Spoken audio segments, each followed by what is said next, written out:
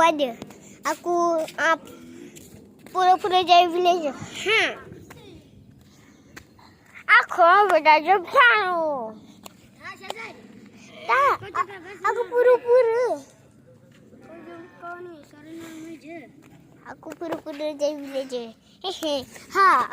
Ha. Don't do anything. Aku Syazan. Kau pasal lah nak tag aku. Okey dah. Dah. Anak sini trek. Tadi aku mati tu lah aku teleport ni. Sebab tadi aku pergi lawan sikit zombie. Wow. Beautiful world. I just get. Ada yang besar lah.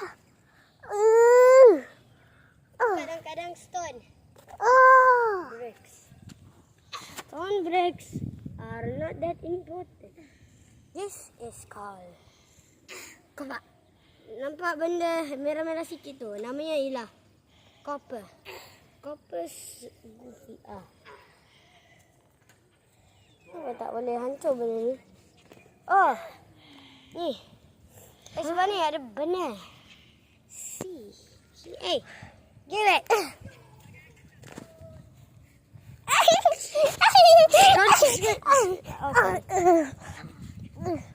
Aku perlu makan.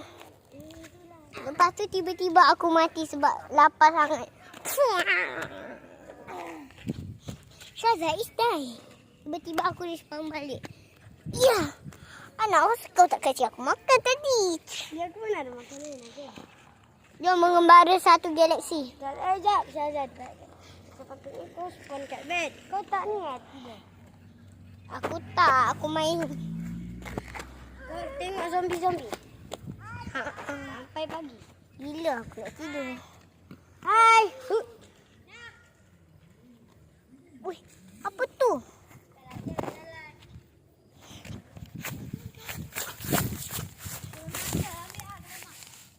Okey. Sekarang tak lah. Syazan. Oh, aku ada copper. Aku jumpa ni. Tak tahulah ni apa. Ni copper. Ni copper namanya. Jap. Yang ini. Yang ni tak berguna kan? Sambung part 5.